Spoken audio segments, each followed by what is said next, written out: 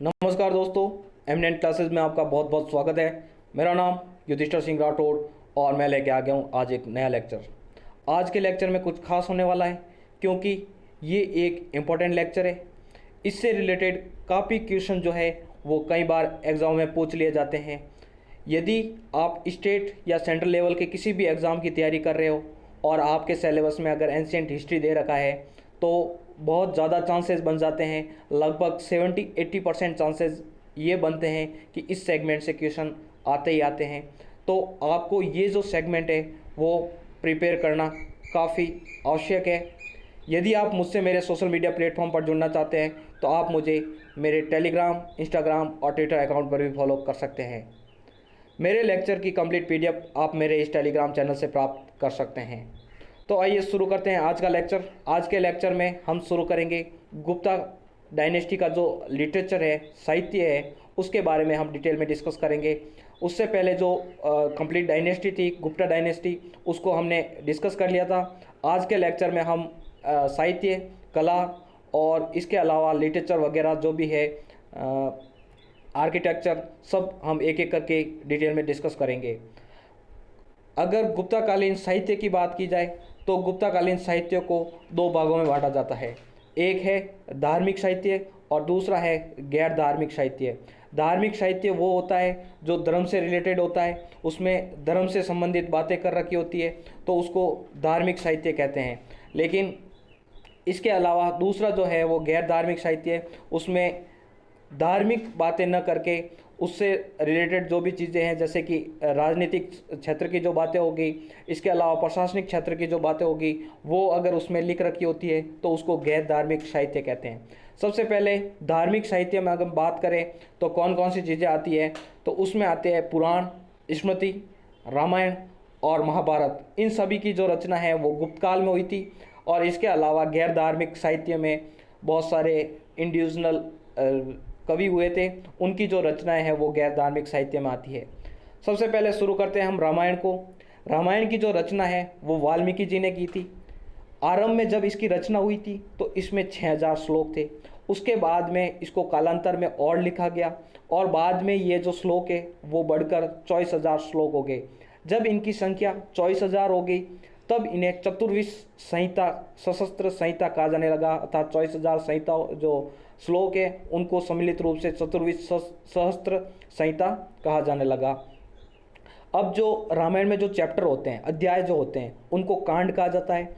और रामायण में 7 चैप्टर हैं, अर्थात 7 कांड है। और उन कांड के नाम है बाल कांड, जो बचपन से लेकर जब एंड तक का, जब राम जी चले जाते हैं वनवास क्या उत्तर की तरफ चले जाते हैं हिमालय में, तो वो जो कंप्लीट जो चैप्टर है वो 7 चैप्टर में कंप्लीट कर रखा है पूरी उनके जीवन को। तो सबसे पहला है बाल कांड, दूसरा है अयोध्या कांड, तीसरा है अरण्य कांड, चौथा है किष्किंधा कांड, पांचवा सुंदर कांड और छठा लंका कांड या युद्ध कांड, जिसमें रावण को वो पराजित करते हैं। और उसके बाद में 7वां जो है वो है उत्तरकांड। तो ये जो 7 कांड है उनमें कंप्लीट रामायण जो है वो कंप्लीट हो जाती है। अब हम बात करते हैं नेक्स्ट धार्मिक साहित्य की तरफ चलते हैं। तो नेक्स्ट जो धार्मिक साहित्य है वो है महाभारत। महाभारत की रचना करने वाले जो व्यक्ति थे वो थे वेद व्यास जी। ऐसा माना जाता है कि भगवान गणेश ने जो है वो लिखा था। जो रचना करने वाले थे वो तो वेद व्यास जी थे, लेकिन जो इसको रिटन फॉर्म में जो लिखने वाले थे वो थे गणेश जी। गणेश जी ने स्वयं अपने हाथों से महाभारत को लिखा था। महाभारत के जो अध्याय होते हैं, जो चैप्टर्स होते हैं, उनको पर्व कहा जाता है। और महाभारत में कुल जो है 18 पर्व हैं। इसमें जो छठा पर्व है वो भीष्म पर्व है। और भीष्म पर्व में भगवत गीता का उल्लेख हो रखा है। और भगवत गीता में जो है 18 अध्याय है। तो महाभारत का छठा पर्व भीष्म पर्व कहलाता है। और भीष्म पर्व में जो है वो भगवत गीता है। और भगवत गीता स्वयं में जो है 18 अध्याय हैं। इसमें अवतारवाद का उल्लेख भी हमें भगवत गीता में कर रखा है। आरंभ में जो महाभारत में 8,000 श्लोक थे और उस समय उसको जय संहिता कहा जाता था। लेकिन बाद में इन श्लोकों की संख्या बढ़ गई और ये बढ़कर 24,000 श्लोक हो गए और उनको भारत संहिता कहा जाने लगा। तो थोड़ा विस्तृत रूप हुआ, तो इसलिए इसको भारत संहिता कहा जाने लगा। फिर बाद में वर्तमान में जो है वो 1 लाख श्लोक इसमें दे रखे हैं भगवत गीता में, अर्थात अब इसको महाभारत या सत सहस्त्र संहिता कहा जाता है। तो 1 लाख श्लोक के कारण इसको सत सहस्त्र संहिता या महाभारत कहा जाता है। तो प्रारंभ में इसका नाम महाभारत नहीं था, जय संहिता था। जब इसका रचना की गई थी तो 8,000 श्लोक थे, तो उस समय उसको जय संहिता कहा जाता था। लेकिन वर्तमान स्वरूप जो है 1 लाख श्लोक वाला, इसलिए इसको महाभारत कहा जाता है। अब हम बात करते हैं उसमें जो पुराण वगैरह जो है वो हमने पहले पढ़ लिए थे। पुराण हो गए, स्मृति हो गई, इनकी रचना भी गुप्त काल में हुई थी, लेकिन हमने इनको पहले डिटेल में डिस्कस कर लिया था। अब हम बात करते हैं गैर धार्मिक साहित्य की। गैर धार्मिक साहित्य में सबसे पहले जो आते हैं वो है कालिदास जी। कालिदास जी से आप भली प्रकार परिचित ही हैं, क्योंकि ये एक महान कवि हुए थे। और अब हम सबसे पहले इनकी रचनाओं को देख लेते हैं। तो सबसे पहले जो है इनके 2 काव्य हैं। काव्य में सबसे पहला जो है वो है रघुवंशम और दूसरा है कुमार संभव। रघुवंशम और कुमार संभव बहुत ही प्रसिद्ध काव्य हुए थे कालिदास जी के। कुमार संभव में कार्तिकेय की कहानी दे रखी है। इसके अलावा 2 अर्ध काव्य भी है। उसमें पहला है ऋतुसंहार और दूसरा है मेघदूत। इन दोनों अर्ध काव्यों में वीर वेदना है। मेघदूत है उसमें पति की वीर वेदना है, जबकि ऋतुसंहार में पत्नी की वीर वेदना है। मेघ से पता चलता है पुल्लिंग है, तो पति की वीर वेदना होगी, और ऋतु लड़की का नाम होता ही है, या फिर स्त्रीलिंग के रूप में इसको रिनोट किया जाता है। तो ऋतु संहार में जो है वो पत्नी की वीर वेदना, तो आप ऐसे इसको याद रख सकते हैं। ऋतु संहार में पत्नी की वीर वेदना है और मेघदूत ने पति की वीर वेदना है। अब हम बात करते हैं नाटकों की। कालिदास जी के द्वारा कौन कौन से नाटकों की रचना की गई थी। तो सबसे पहला जो है वो है विक्रमोर्वशी। इसमें राजकुमार पुरूरवा और उर्वशी की कहानी जो है इसमें दे रखी है। अगला जो है वो है मालविका अग्निमित्रम। मालविका अग्निमित्रम, जब हम शुंग वंश पढ़ते हैं तो शुंग वंश के जो संस्थापक है पुष्यमित्र शुंग के पुत्र हुए थे, जिनका नाम था अग्निमित्र। तो अग्निमित्र, राजकुमार अग्निमित्र और मालविका की जो कहानी है वो मालविका अग्निमित्रम में दे रखी है। इसके अलावा अगला जो नाटक है वो है अभिज्ञान शाकुंतलम। इसमें राजा दुष्यंत एवं शकुंतला की कहानी दे रखी है। ये सबसे अंतिम और सर्वश्रेष्ठ रचना है। तो कालिदास जी की अगर सर्वश्रेष्ठ रचना की बात की जाए तो अभिज्ञान शाकुंतलम जो है वो सर्वश्रेष्ठ रचना है। ये प्रथम भारतीय पुस्तक है जिसका यूरोपीय भाषा में अनुवाद हुआ था। तो अभिज्ञान शाकुंतलम एक बहुत ही इंपॉर्टेंट नाटक बन जाता है, क्योंकि ये प्रथम पुस्तक है जिसका यूरोपीय भाषा में भी अनुवाद हुआ था। अब हम बात करते हैं नेक्स्ट सेमेंद्र की। तो सेमेंद्र की जो पुस्तक है उनका नाम है व्रत कथा मंजरी। अगले जो है वो है अमर सिंह। अमर सिंह की जो पुस्तक है उसका नाम है अमरकोश। चंद्रगोमिन की जो पुस्तक है उसका नाम है चंद्रगोमिन व्याकरण। वात्सायन की जो पुस्तक है उसका नाम है कामसूत्र। और कामंदर की जो पुस्तक है उसका नाम है नीतिसार। अब बात करते हैं सबसे और एक इम्पॉर्टेंट पुस्तक की, जिसका नाम है मृच्छकटिकम, और उसके जो राइटर है उनका नाम है शूद्रक। तो मृच्छकटिकम उस समय की एक अलग कहानी बयान करती है, क्योंकि मृच्छकटिकम का मतलब जो होता है वो होता है मिट्टी की गाड़ी। इसमें जो नायक है उसका नाम है चारुदत्त, और चारुदत्त जो है ब्राह्मण है। उस समय जो ब्राह्मणों का काम होता था वो शिक्षा का होता था। इसके अलावा यज्ञ आदि का आयोजन करवाना था। व्यापार करना उस समय ब्राह्मणों का कार्य नहीं होता था। ब्राह्मण सिर्फ शिक्षा देना और शिक्षा ग्रहण करने का कार्य करते थे। व्यापार करना उस समय वेश्यों का काम होता था। तो इस कहानी में या इस जो पुस्तक है मृच्छकटिकम, इसमें चारुदत्त को व्यापार करता हुआ बताया गया है। तो उस समय की स्थिति ये बताई गई है कि उस समय ब्राह्मण भी व्यापार कर सकते थे, अपनी योग्यता के अनुसार कार्य कर सकते थे। ये प्रथम पुस्तक है जिसमें आम आदमी को नायक बताया गया। बाकी तो जितनी भी पुस्तकें होती है उसमें कोई राजा होता है या फिर कोई बड़े बलशाली परिवार से होता है तो उसको नायक बताया जाता है, लेकिन इस पुस्तक में एक आम आदमी को क्या है नायक बताया गया है। इसलिए ये जो पुस्तक है काफ़ी इम्पोर्टेंट पुस्तक हो जाती है। अब हम नेक्स्ट पुस्तक की बात करते हैं। तो अगले जो राइटर हैं उनका नाम है महाकवि माघ। माघ जो है उनका जन्म भीनमाल में हुआ था। भीनमाल जो राजस्थान में एक ज़िला है जिसका नाम है जालोर। तो जालोर में स्थान पड़ता है भीनमाल। तो भीनमाल में जो है वो कवि माघ का जन्म हुआ था, और उनकी एक बहुत ही प्रसिद्ध पुस्तक हुई थी जिसका नाम है शिशुपाल वध। तो शिशुपाल वध को भगवान श्री कृष्ण के द्वारा शिशुपाल की हत्या की जाती है। 100 झूठ बोलने पर उनकी क्या है कि गर्दन उड़ा दी जाती है। तो शिशुपाल वध एक बहुत ही फेमस पुस्तक है। उसके बाद में अगले जो राइटर हैं उसका नाम है वत्स भट्टी। वत्स भट्टी की जो पुस्तक है उसका नाम है रावण वध। रावण के जो वध को लेकर जो कंप्लीट एनालाइज है वो इस पुस्तक में कर रखा है। अगले जो है वो है विष्णु शर्मा। विष्णु शर्मा की जो पंचतंत्र है वो काफ़ी फेमस पुस्तक है। इसके द्वारा प्रारंभ में जब राजकुमारों को शिक्षा दी जाती थी तो शिक्षा जो है वो ऐसी पुस्तकों के माध्यम से दी जाती थी कि उस समय जो है शिक्षा का अलग तो माध्यम था नहीं। तो विष्णु शर्मा ने उस समय पुस्तक लिखी और उसमें ये छोटी छोटी कहानियाँ लिख रखी है कि भाई एक राजा होता है या फिर एक जानवरों के द्वारा क्या है बच्चों को समझाने का प्रयास किया गया है। कालांतर में जब हम मिडावल पढ़ते हैं तो इसका अरबी भाषा में भी अनुवाद हुआ था कलीलावाद यमुना के नाम से। तो ये एक इम्पॉर्टेंट पुस्तक है। उसके बाद में अगले जो राइटर है उनका नाम है भास। भास की जो पुस्तक है उसका नाम है स्वप्न वासव दत्ता। तो स्वप्न वासव दत्ता जो एक अवंती के राजा है प्रदोत की जो पुत्री है वासव दत्ता और वत्स के शासक उद्यन की कहानी इसमें दे रखी है। एक वो वत्स जो क्षेत्र है वहाँ के जो राजा है उद्यन और अवंती का जो राजा है प्रदोत उसकी पुत्री है वासव दत्ता। इसके बीच की जो कहानी है इसमें उद्यन को जो है वो स्वप्न आते हैं वासव दत्ता के। तो ये कंप्लीट स्टोरी जो है स्वप्न वासव दत्ता में है। ये भारत का प्रथम नाटक है। तो प्रथम नाटक है इसलिए ये भी इम्पोर्टेंट हो जाता है कि जो भारत का प्रथम नाटक कौन सा है तो वो है स्वप्न वासव दत्ता। उसके अलावा इनकी और पुस्तक है प्रतिज्ञा योगेंद्रायण और चारु दत्तम। तो ये भास की 3 पुस्तकें हो गई स्वप्न वासव दत्तम, प्रतिज्ञा योगेंद्रायण और चारु दत्तम। ये जो है भास की पुस्तकें हो गई। अब हम नेक्स्ट बात करते हैं मूर्ति कला की। तो मूर्ति कला के संदर्भ में गुप्त काल में इतना कोई विकास हुआ नहीं था, नहीं इतनी सुंदर इनकी पुस्तकें हैं मतलब मूर्तियां हैं।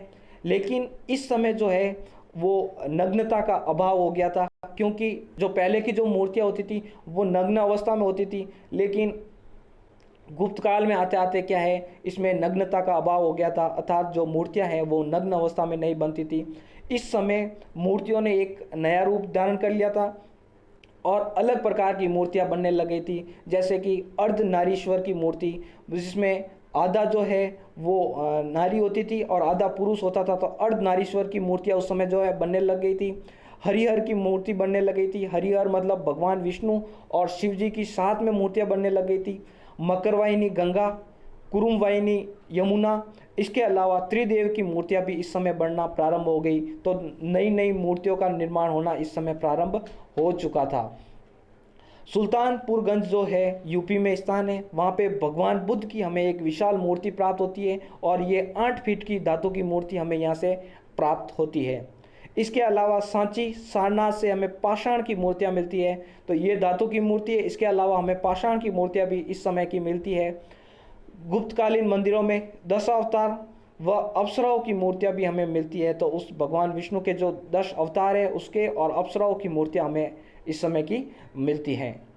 अब हम बात करते हैं मंदिर स्थापत्य की। तो मंदिर स्थापत्य कला का जो प्रारंभ है उत्तर भारत में मंदिर स्थापत्य का जो कला प्रारंभ है वो गुप्त काल में हो गया था। तो गुप्त काल मंदिर के लिए भी एक इम्पोर्टेंट सेगमेंट या फिर एक टाइम पीरियड बन जाता है। आरंभिक मंदिर जो है वो चबूतरेनुमा होता था, एक चबूतरा होता था और उस पर क्या है एक मूर्ति स्थापित कर दी जाती थी तो वो मंदिर हो गया। लेकिन ये जो चबूतरा है इसके जो 3 तरफ है, 3 तरफ क्या है सीढ़ियाँ मिलती थी। तो 3 तरफ क्या हो जाती थी सीढ़ियाँ बनी होती थी, एक तरफ सीढ़ी नहीं होती थी। तो आप कहीं से भी चढ़कर इस मंदिर पर चबूतरे पर जा सकते थे। फिर चबूतरे पर गर्भगृह का निर्माण होने लगा। गर्भगृह वो होता है जहाँ पर मूर्ति को स्थापित किया जाता है। तो बीच में एक गर्भगृह होने लगा और गर्भगृह फिर बाद में धीरे धीरे क्या है इस पर एक शिखर भी बनाया जाने लगा। ऐसे शिखर टॉमनुमा होता है, ऐसे तिकोना होता है। तो ऐसे शिखर बनना प्रारंभ हो गया। उसके बाद में उसके शिखर ये गर्भगृह हो गया, उस पर शिखर बन गया और उसके चारों तरफ क्या है प्रदक्षिणा पथ होता था जिस पर हम फेरी लगा सकते थे। तो ऐसे घूमकर फेरी लगाने के लिए प्रदक्षिणा पथ होता था। और आरंभिक जो मंदिर थे वो पंचायतन शैली में होते थे। पंचायतन शैली क्या होता था कि एक तो मेन मंदिर हो गया जहाँ पे वो जिसके नाम से वो मंदिर जाना जाता था, वो मेन मंदिर हो गया। उसके अलावा चारों कोने पर एक छोटे छोटे मंदिर भी होने लगे थे, तो 4 और छोटे मंदिर हो गए। तो ऐसे करके पंचायतन शैली में कंप्लीट मंदिर बनते थे। तो 5 मंदिरों का जो समूह होता था वो पंचायतन शैली कहलाता था। एक मेन मंदिर हो गया, उसके अलावा 4 अन्य छोटे छोटे मंदिर भी होते थे। अब बात करते हैं अगर उसके सर्वश्रेष्ठ उदाहरण की, तो उस समय का जो मंदिर स्थापत्य का सर्वश्रेष्ठ उदाहरण जो है वो देवगढ़ जो है यूपी में स्थान पड़ता है। तो देवगढ़ का जो दशावतार मंदिर है वो उस समय का सर्वश्रेष्ठ उदाहरण हमें मिलता है।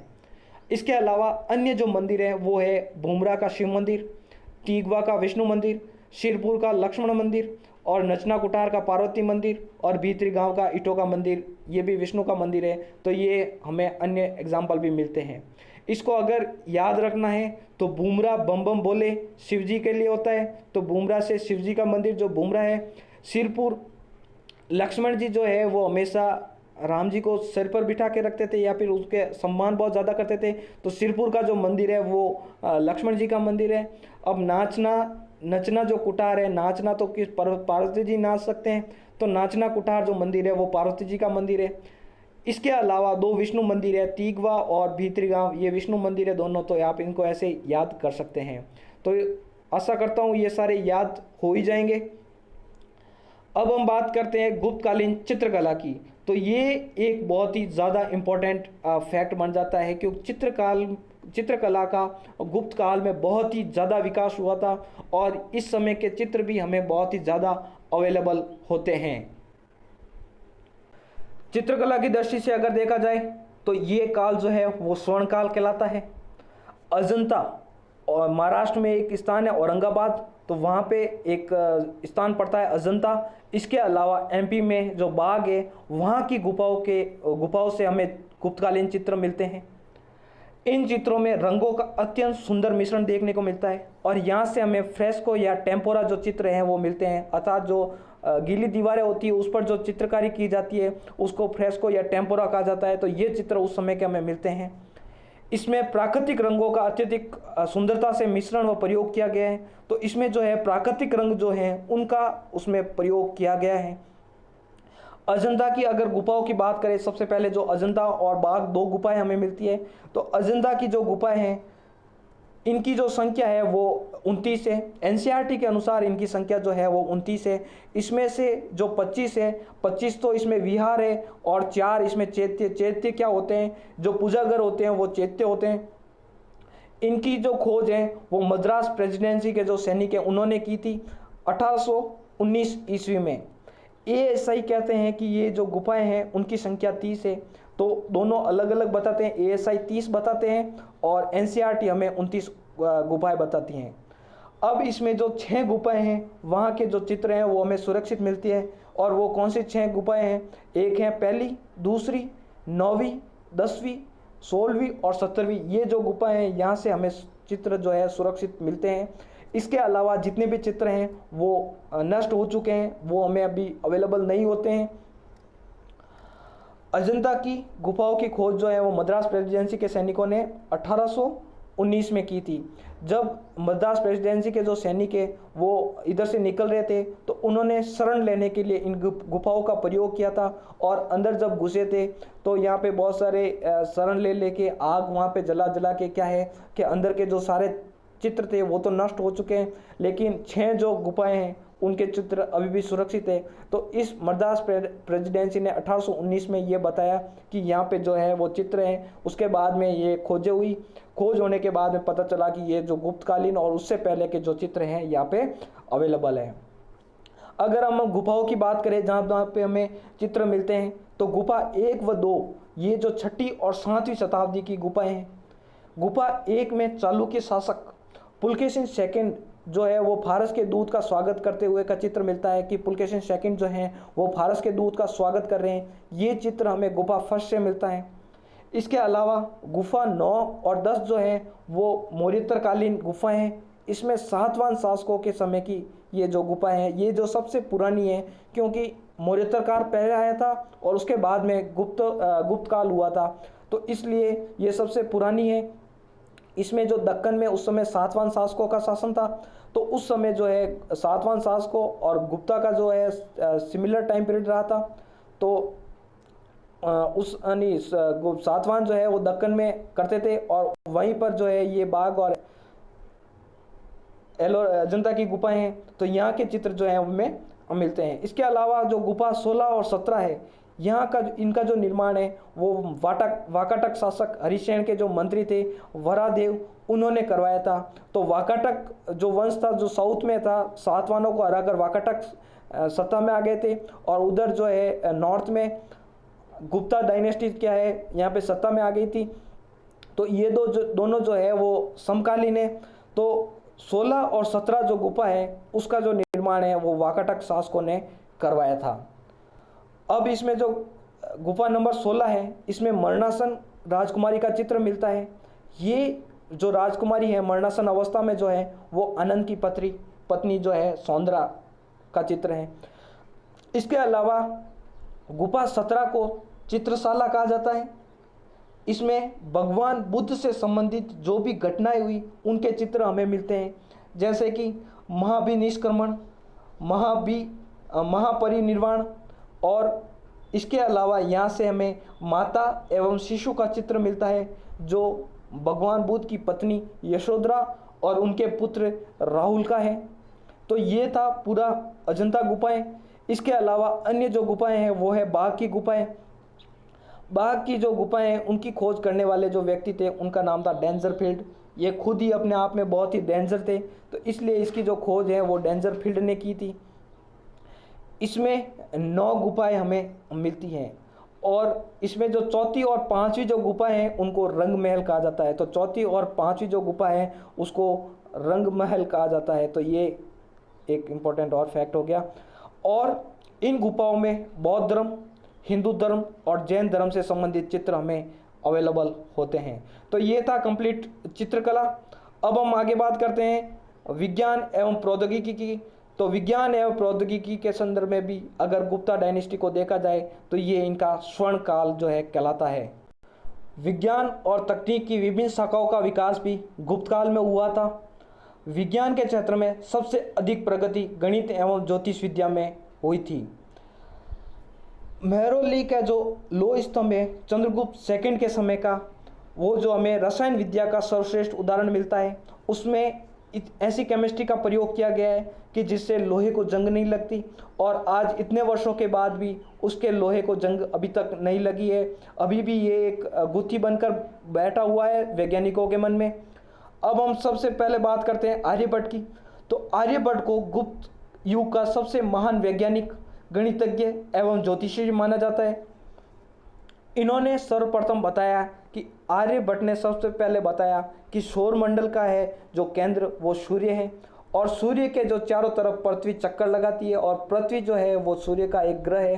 तो 9 ग्रहों के बारे में और जो सौरमंडल का जो केंद्र है वो सूर्य है, ये बताने वाले जो व्यक्ति थे वो थे आर्यभट्ट। इसके अलावा इन्होंने बताया कि जो चंद्रमा है वो भी पृथ्वी का उपग्रह है, और ये जो है चंद्रमा सूर्य के प्रकाश से चमकता है। तो ये भी बताने वाले जो व्यक्ति थे वो थे आर्यभट्ट। इसके अलावा इन्होंने ये बताया कि सूर्य ग्रहण और चंद्र ग्रहण कैसे होता है, कैसे पृथ्वी और सूर्य के बीच में चंद्रमा आ जाता है, तो सूर्य ग्रहण और चंद्र ग्रहण कैसे होता है। तो ये कंप्लीट जो जानकारी है वो हमें आर्यभट्ट देते हैं। इसके अलावा जो सबसे इम्पोर्टेंट फैक्ट जो है वो है पाई का मान जो है इन्होंने दिया था। इसके अलावा इन्होंने ये बताया कि जो पृथ्वी की जो त्रिज्या है वो कितनी है, 15 लाख किलोमीटर के आसपास इन्होंने अराउंड बताई थी। तो ये अभी भी जो है सटीक है। इसके अलावा जो अभी जो वर्तमान में बहुत ही तकनीकों का विकास हो चुका है, और अभी भी अगर ये दूरी निकालते हैं तो वही आती है जो उस समय आर्यभट्ट ने बताई थी। इन्होंने त्रिभुज का क्षेत्रफल निकालने का सूत्र दिया कि त्रिभुज का क्षेत्रफल कैसे निकालते हैं, और ये प्रथम व्यक्ति है जिन्होंने अपनी पुस्तक लिखी। तो ये एक बहुत ही महान वैज्ञानिक हो गए। इन्होंने खगोल शास्त्र को गणित से पृथक किया था, और कहा कि खगोल शास्त्र जो है वो अलग विषय है और गणित जो है वो एक अलग विषय है। अब इनकी पुस्तकों के नाम देख लेते हैं। तो सबसे पहले जो पुस्तक है वो है आर्यभट्टियम, दूसरी है सूर्य सिद्धांत और तीसरी है 10 गीति का सूत्र। इसमें से जो सूर्य सिद्धांत है वो इसमें हमें त्रिकोणमिति मिलती है, तो त्रिकोणमिति के जो संबंध में जो जानकारी है वो हमें सूर्य सिद्धांत से मिलती है। तो इनकी जो 3 पुस्तकें इंपॉर्टेंट है वो है आर्यभट्टियम, सूर्य सिद्धांत और 10 गीति का सूत्र। अगले जो वैज्ञानिक है वो है वराहमिहिर। तो वराहमिहिर की जो पुस्तकें हैं वो है पंच सिद्धांतिका, वृत्त संहिता, वृत्त जातक और लघु जातक, ये जो है इनकी पुस्तकें हैं। इन्होंने खगोल शास्त्र पर बहुत ही ज़्यादा बल दिया, अत्यधिक बल दिया। अगर खगोल शास्त्र के बारे में अगर बात की जाए तो वराहमिहिर इनमें बहुत ज़्यादा इंपॉर्टेंट रोल रखते हैं। इसके अलावा गणितज्ञ के रूप में अगर देखा जाए तो आर्यभट्ट बहुत ही इंपॉर्टेंट रोल रखते हैं। इन्होंने कुंडली पर कार्य किया और फलित ज्योतिष में ये विश्वास करते थे और फलित ज्योतिष पर इन्होंने बहुत ही अधिक कार्य किए थे। अब बात करते हैं भास्कराचार्य फर्स्ट की। इन्होंने आर्यभट्ट की जो पुस्तकें थी उन पर कार्य किया और आर्यभट्ट के सिद्धांतों को इन्होंने सही माना, कहा कि जो आर्यभट्ट ने जो सिद्धांत दिए वो सही सिद्धांत है। इनकी जो पुस्तकें हैं वो है वृत्त भास्कराचार्य और दूसरी है लघु भास्कराचार्य। तो इन्होंने भास्कराचार्य के नाम से, स्वयं के नाम से ही पुस्तकें लिखी थी और वो थी वृत्त भास्कराचार्य और लघु भास्कराचार्य। और इसमें जो विषय थे वो कंप्लीट जो आर्यभट्ट ने जो विषय लिए थे वो ही इसमें विषय थे। अब हम अगले जो वैज्ञानिक है उनकी बात करते हैं। तो अगले जो वैज्ञानिक थे वो थे ब्रह्मगुप्त। ब्रह्मगुप्त भी भीनमाल के थे। तो भीनमाल जालोर में, अपने राजस्थान में एक स्थान पड़ता है, जिला है जालोर, वहाँ पे स्थान है भीनमाल। इनकी जो पुस्तकें हैं वो है ब्रह्मस्फुट सिद्धांत और दूसरी है खंडन खाद्य। और इसका जो है बाद में अरबी भाषा में भी अनुवाद हुआ था, तो ये भी एक पुस्तकें इंपॉर्टेंट हो जाती है। उसके बाद में अगले जो व्यक्ति हैं वो है भास्कराचार्य सेकंड। ये काफ़ी बाद में हुए थे, लगभग ये 12वीं शताब्दी में थे। ये भी एक गणितज्ञ थे। इनकी जो पुस्तकें थी वो थी सिद्धांत शिरोमणि। सिद्धांत शिरोमणि के बाद में 4 संस्करण आए और उन 4 संस्करणों में सबसे पहला जो था वो था लीलावती। लीलावती इनकी बेटी का नाम था और इन्हीं बेटी के नाम पर इन्होंने इस पुस्तक की रचना की थी। उसकी जो पुत्री थी वो स्वयं गणितज्ञ थी, तो उन पर ये पुस्तक उन्होंने लिखी थी। उसके अलावा अगला जो संस्करण है वो गणिताध्ययन, उससे अगला वाला गोलाध्ययन और बीज गणित, ये जो है इनके 4 संस्करण हुए थे। लीलावती, गणिताध्ययन, गोलाध्ययन और बीज गणित। अब हम बात करते हैं अगले जो वैज्ञानिक हुए थे। अगले जो वैज्ञानिक है उनका नाम है वाग्भट। वाग्भट की अगर पुस्तक देखी जाए तो उनका नाम है अष्टांग हृदय। अष्टांग हृदय का जो विषय है वो है आयुर्वेद। तो आयुर्वेद पर जो विषय लिखा गया है, जो पुस्तक लिखी गई है, उसका नाम अष्टांग हृदय और जो इसके राइटर है वो है वाग्भट। अगले जो कवि वैज्ञानिक है उनका नाम पाल काव्य है और पाल काव्य की जो पुस्तक है उसका नाम है हस्ती आयुर्वेद। इसमें हाथियों के उपचार की विधि इसमें दे रखी है, तो हाथियों की जो चिकित्सा कैसे हो जाती है, की जाती है, उसके बारे में जानकारी हस्ती आयुर्वेद में हमें मिलती है। गुप्त काल में एक और पुस्तक की रचना हुई थी जिसका नाम है नवीनतकम। तो नवीनतकम जो नवनीतकम के जो राइटर है वो हमें पता नहीं है, अज्ञात राइटर है, और ये भी हमें जो है आयुर्वेद की जानकारी देते हैं। तो ये एक इम्पोर्टेंट सेगमेंट हो गया, तो काफ़ी इम्पोर्टेंट सेगमेंट हो जाता है हर एक एग्ज़ाम के लिए। तो यदि आप किसी भी एग्ज़ाम की तैयारी कर रहे हैं और आप एग्ज़ाम देने जाते हैं तो इस टॉपिक को एक बार ज़रूर कवर करके जाएं। आशा करता हूँ इस टॉपिक से आपको बहुत कुछ सीखने को मिला होगा। Thank you for listening.